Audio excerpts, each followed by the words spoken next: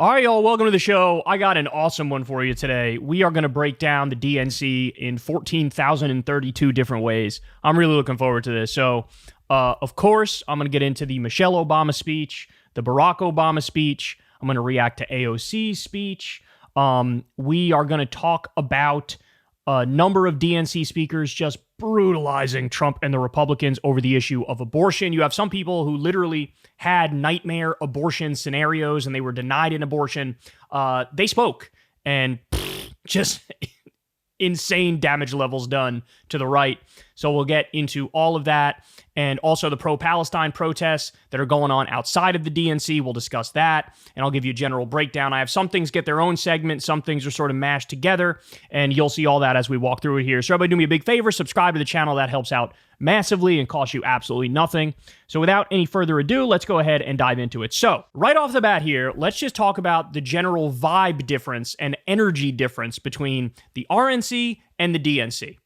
It is colossal, the difference between the two. So I'm going to show you this little video here. Now, normally, this is the part of the conventions that is the most boring. It's called roll call, and basically you have the delegates from the different states. They announce like, okay, yes, we are supporting candidate X or candidate Y. And so normally it just takes a long time. There's nothing to it. It's a yawn fest. Nobody even really watches it. The networks don't even cover it. But in this very rare instance, the Democrats decided, we're going to switch things up a little bit. We're going to change it up a little bit, and we're going to have some fun with this. So now you're about to see the difference between the RNC roll call and the DNC roll call. I'll have to mute it at points here because there's some copyright issues, but nonetheless, you'll understand what's happening. Here we go. Delegates and alternates, let us commence with a call of the roll of the states. Delegates, are you ready? Let me hear you. Iowa, 40 delegates. Dead.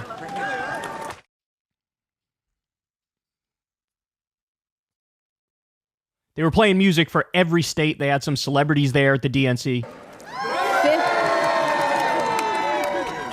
59 delegates.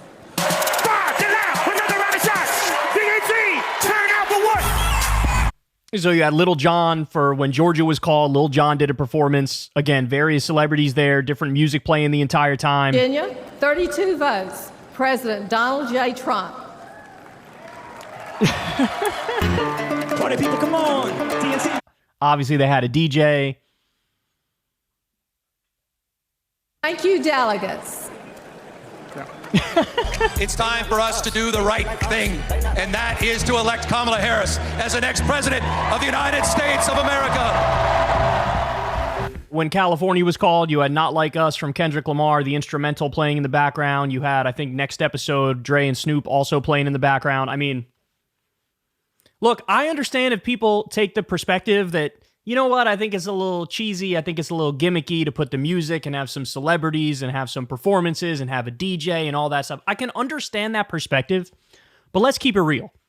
Vibes are vibes and energy is energy, and the fact of the matter is 10 out of 10 people would rather watch the DNC roll call than the RNC roll call, and it's not even close.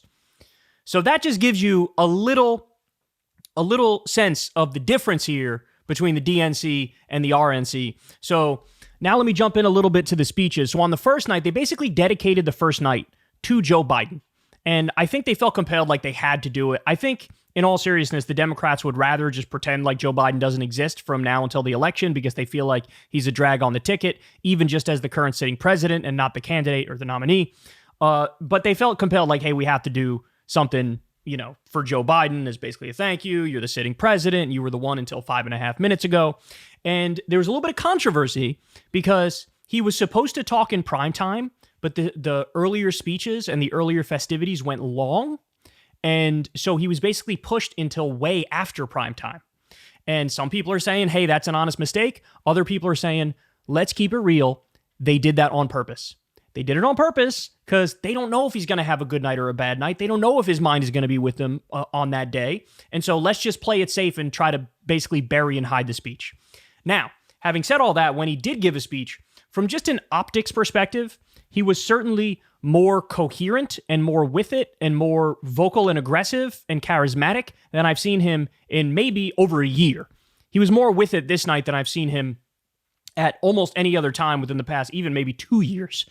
And so from an optics perspective, the speech was okay. But now let me show you some of the specifics. So this is the part that everybody's kind of focusing on, just from the perspective of, and Obama even made this point too in his speech, that like, look, Joe Biden, for whatever you want to say about him, Joe Biden did, when push came to shove and his arm was twisted effectively, he didn't say that part, but it's true.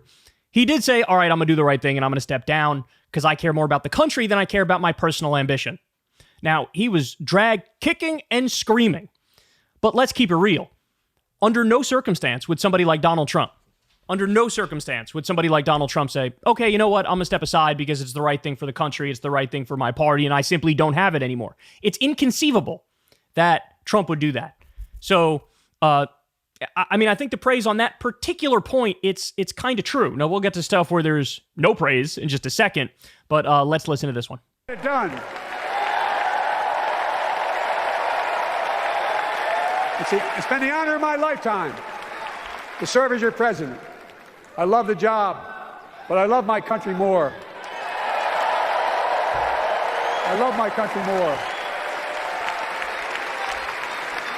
And all this talk about how I'm angry at all those people who said I should step down. That's not true.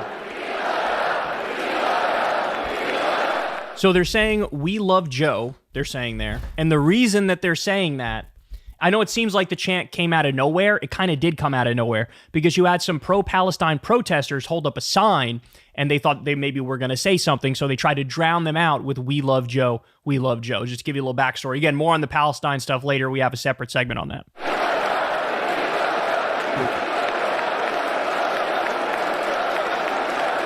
I love my country more, and we need to preserve our democracy. In 2024, we need you to vote. We need you to keep the Senate. We need you to win back the House of Representatives. And above all, we need you to beat Donald Trump. And elect Kamala and Tim President and Vice President of the United States of America. Weird. I know Republicans have been going around saying that it was a coup against Joe Biden. That really doesn't sound like a coup. It seems like no matter how we ended up getting to the place, he did voluntarily step down. Strange. It almost seems like the right is completely and utterly full of shit in every way. All right, so now let's get to a more controversial part. So here he is. He is going to discuss Gaza. Let's go. We're working around the clock, my Secretary of State, to prevent a wider war and reunite hostages with their families and surge humanitarian health and food assistance into Gaza now. To end the civilian suffering of the Palestinian people. And finally deliver a ceasefire and end this war. Now, note, that was the biggest pop of the night, not just for Biden, but when other speakers, it was rare, but some speakers brought up Gaza. Some went off script to do it. But that was the biggest pop of the night among even the DNC delegates. And so people are yearning for an end to this. But I have to say, and look, this is just the truth. He's lying. This is a lie. Oh, we're fighting to send more aid into Palestinians. Israel is blocking the aid that's supposed to go to Palestinians, and you've done Dickie McGee's acts about it. You've let them do it. Oh, we're working around the clock for a ceasefire. You could have a ceasefire today if you really wanted it. All you'd have to do is say, I'm going to cut off the money and the weapons going to you, Netanyahu, going to you, Israel. So this is done. This is over. You have no more lifeline. I'm not covering your ass anymore. It's a wrap. He could do that, and this would end immediately. He doesn't do that. In fact, what he does do is lie and gaslight to help Israel and Netanyahu. He keeps saying that Netanyahu has accepted a ceasefire deal and Hamas is the obstacle. They're not accepting it. That's total bullshit. The exact opposite is true.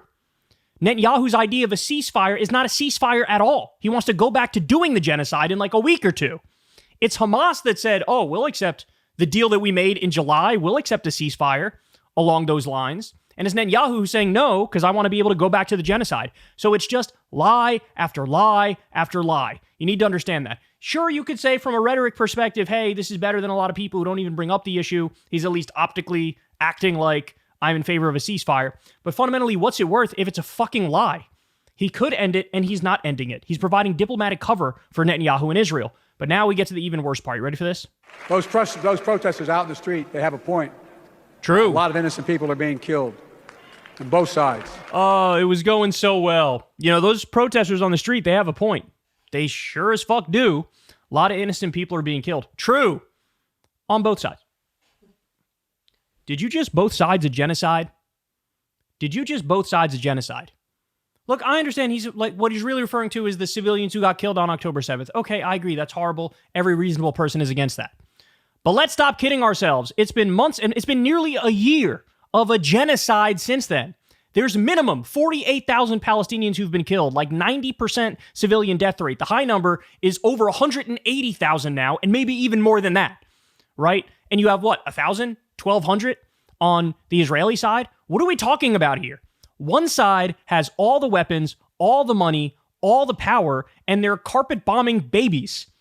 They're bombing every kind of civilian infrastructure. They're killing UN workers. They are torturing people in 42 different ways, including raping them with hot metal rods and killing them in the process. What are we doing here? This is such disgusting obfuscation, and I think deep down everybody knows that. So, all right, now let's go on to the next one. Here we have Senator Raphael Warnock. He ends up going actually off script to bring up Gaza. This was not in his script. Listen. I need my neighbor's children to be okay so that my children will be okay. I need all of my neighbor's children to be okay. Poor inner city children in Atlanta and poor children of Appalachia. I need the poor children of Israel and the poor children of Gaza. I need Israelis and Palestinians. I need those in the Congo, those in Haiti, those in Ukraine. I need American children on both sides of the track to be okay. Because we are all God's children. And so let's stand together. Let's work together. Let's organize together. Let's pray together. Let's stand together. Let's heal the land. God bless you. Keep the faith. And keep looking up. So look, he's a preacher, and you can tell. He knows how to give a speech. He starts slow, then he builds up to this crescendo. He knows what he's doing. And the thing I love about Warnock is that he hides his power level. I remember when Republicans were leaking videos of him in the pulpit, giving speeches from before he was a politician, and every single time it was the most base thing you've ever heard, and they would be like, look at this. He wants to give health care to people. Gross. So I think Warnock hides his power level to one extent or another. But the fact of the matter is, Gaza was not in his speech. He added this. Okay? Now, so on the one hand, I love it. It's way better than other people have done on this issue while giving a speech. But on the other hand, again, I feel like I live in bizarro world because, like, literally nobody is saying the most absolute basic point, which is at the very least cut off the weapons to Israel, cut off the money and cut off the weapons. I mean, it's insane to me. Again, we're witnessing a genocide, and we can't even get one of them to say, cut off the money and cut off the weapons. And that would be like a nuclear bomb of a scandal if somebody did say that. It's so gross. It's so disgusting. So credit for him going further than others did on this issue. There's actually one person who did go further. You're not going to be surprised to learn who it is. But again, we're even just saying now cut off the weapon, even that's obviously not enough. We need to be locking up Netanyahu and Ben-Gvir and Smotrich and Israeli commanders and generals. Like, again, we are witnessing a genocide. It has to end. And obfuscating that reality is disgusting. All right, so now let's get to, this one is just fun, man. So Kathy Hochul, who is the governor of New York, she gave a speech, and I just got to show you, she's literally one of the worst public speakers I've ever seen in my life, and I cannot believe that she wanted to give a speech and that they let her give a speech. Yes, I understand she's the governor of New York, but she has negative political charisma. She makes J.D. Vance look like Denzel Washington. All right, watch this. Donald Trump was born a New Yorker, but ended up a fraud, a philanderer, and a felon. He wasn't raised with the New York values that I know. He never had to worry about childcare costs or groceries or rent. He never had to worry about anything or anyone but himself. At one point, she also said, "Are you ready to elect Kamala Harris the first president of the United States?" Kathy, you forgot the word female. You forgot the word female. By the way, I'm not just shitting on her because she has negative charisma. I'm also shitting on her because she's a fucking horrible governor, and she was one of the worst on the pro-Palestine protests, among other issues. So I like this comment from this dude. She has the aura of mashed potatoes. 100%. I could not have said that better myself. That is brilliant. That is totally true. All right, now let's get to the Hillary portion. So I got to be honest with you. On the first night, Hillary, in my opinion, gave, I guess you could say, the second worst speech. The worst being Kathy Hochul, because Hillary is not charismatic, in my opinion, but she's definitely more charismatic than Kathy Hochul, because literally anybody, a slug, is more charismatic than Kathy Hochul. So she gives a speech, like I said, one of the worst of the night, and the reason it was bad is because it's stuck in the past. It's stuck in, like, the year 2014. It's all about this, like, girl boss, feminism, personal biography, gonna suck myself off type stuff. Like, that's what it is. And man, it just doesn't fucking land. It's so shrill. And it reminded me, every word she spoke reminded me of how and why she lost to Donald Trump in 2016. Even though, of course, she won the popular vote by 3 million. And I think that system is bullshit and we should scrap the Electoral College. But still, I can see how, oh, of course there was a way you could lose this election. You were deeply disliked, and this is why. Like, she made some of the D-tier speakers seem amazing, right? But there is one point in the speech that I absolutely loved. She's talking, and listen to what the crowd starts chanting at one point. Donald Trump fell asleep at his own trial, and when he woke up, he made his own kind of history. The first person to run for president with 34 felony convictions.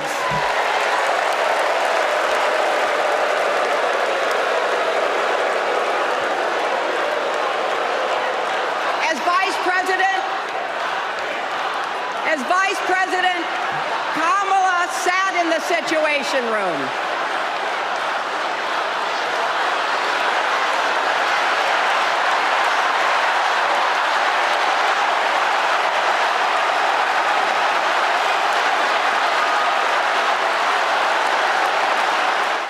Yeah, I love it. If you couldn't hear, I'm sure all of you could. The crowd started chanting, "Lock him up, lock him up." And to be fair, it didn't really catch on in a way where, like, the whole arena was chanting it, but a decent number were chanting it, right? And sorry, that's, like, agreed. Lock him up. What are we even debating here? What are we even debating here? I mean, overall, there were 91 criminal charges. Are you telling me all 91 are bullshit? Every single one is bullshit? Is that what you're telling me? You know that's not true. Everybody knows that's not true. If you go through the charges, what you find is the overwhelming majority of them are bullshit. In fact, there were 91. I believe that's been dropped down to about 86. So, oh, congratulations. There were a handful of them that weren't legitimate. But we all know the crimes. We all know the endless crimes. And forget just the criminal convictions. Also look at the civil ones. We already know he committed fraud 1,000 different ways. Insurance fraud, tax fraud, business fraud. We know about the defamation as it pertains to a sexual assault. Found liable on that front as well. He owes $1 gazillion over these things. And that's to say nothing of the fraudulent elector scheme, trying to overturn the last election. The list goes on. I mean, so I never agreed with the, when they go low, we go high, and they could shit on us 24/7 and we need to sit there and take it. No, that's not the way this works, nor should it. He's a criminal. He deserves to be locked up. So the crowd is correct. Now, I'm sure right-wingers will clutch their pearls over this and say, oh my God, look at the lack of civility and decorum. Cry me a fucking river, bitch. Cry me a river. You had it coming because there's no political persecution going on. There's no political persecution. He committed crimes, and now he's facing accountability and justice. Okay, so I did enjoy that part very well. All right, now let's get to Bernie. So here we go. Here's Bernie, and we'll start with some classic Bernie stuff. Here he is on income equality. But let me tell you what a radical agenda is, and that is Trump's Project 2025. At a time of massive income and wealth inequality, giving more tax breaks to billionaires is radical. Putting forth budgets to cut Social Security, Medicare, and Medicaid is radical. Letting polluters destroy our planet is radical. Classic Bernie. The beginning of the speech was policy, the middle of the speech was policy, and the end of the speech was policy. And you could see why he caught on so hard in 2016 and 2020, and why he woke so many people up to the reality of politics, because he's talking about serious shit. right? He's trying to fix things.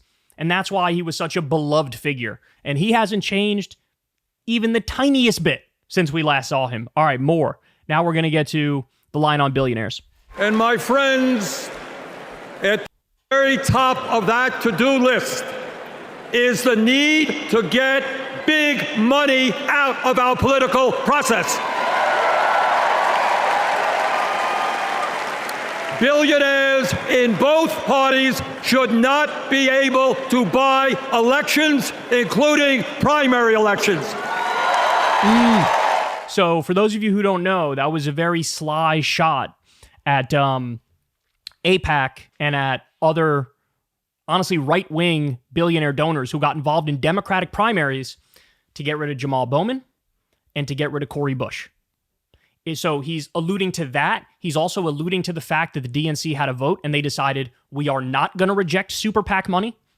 So he's alluding to both of those things. And Bernie is one of the only, if not the only person who went on stage at the DNC and also took shots at his own party. So again, in that respect, Bernie has not changed.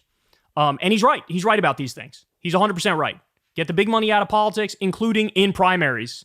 In other words, how dare these billionaire asshole donors in AIPAC come in and kick out Jamal Bowman and kick out Cori Bush?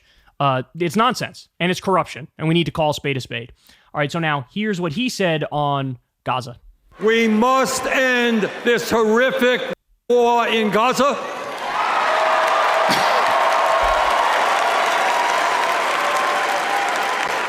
Bring home the hostages and demand an immediate ceasefire.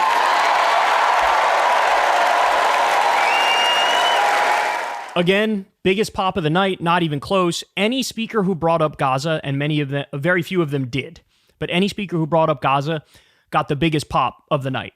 And I appreciate and I respect that Bernie brought this up, but I'm going to say it one more time. For the love of God, we can go further. For the love of God, one of you can utter the words, stop sending weapons to Israel.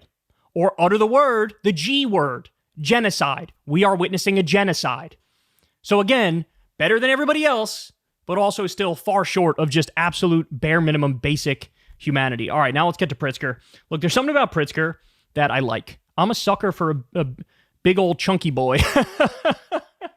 I'm a sucker for a big old chunky boy. Something about the jovial nature, the jovial, large, fat man really just hits. So, but here he is. This is one of his lines. This is so cheesy. It's so... All right, here we go.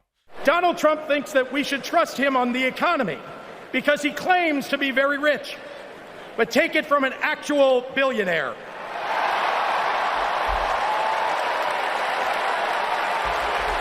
Trump is rich in only one thing: stupidity. Oh my God. Oh my God. So fucking forced in every way. Holy shit. So first of all, don't do this. He's not a real billionaire. Let's not do that shit. They tried it in 2016. It failed miserably. This is also J.B. Pritzker low-key sucking himself off for being a billionaire. Billionaires shouldn't exist, homie. I'm sorry, they shouldn't exist. You'd be perfectly fine with $999 million, and we should tax your ass every single penny above that line. It really broke my soul to see the DNC cheering. Take it from an actual billionaire. I have a lot of money. Let's not do that. Let's not do that. And then I love the only thing he's rich in is stupidity. Oh, man. Oh, boy. You can tell like who's caught up with the times and who hasn't. And I'm sorry, but this line is again so like 2014, so out of step. Like what are we doing here?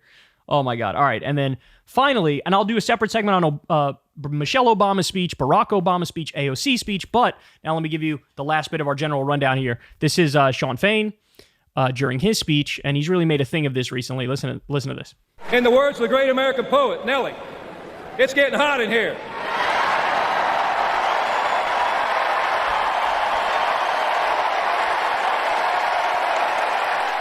So he's showing a shirt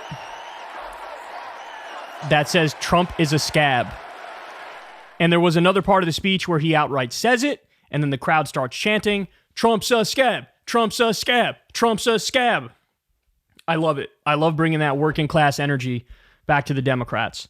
But of course, it falls a little flat when J.B. Pritzker's like, Trump's not an actual billionaire like me.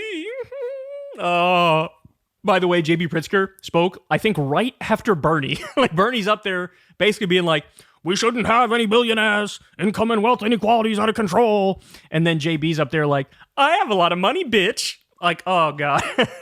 But I love Sean Fain's speech, and I love the Trump's a scab thing. And so, overall, just way better than the RNC. That's what you can say. And I haven't even gotten to the most devastating and savage speeches yet, which we'll do in a minute. Hey, y'all, do me a favor and like and subscribe. It helps out big time in the algorithm. Click the bell as well for notifications when videos drop. And watch that video on screen right now. You know you want to.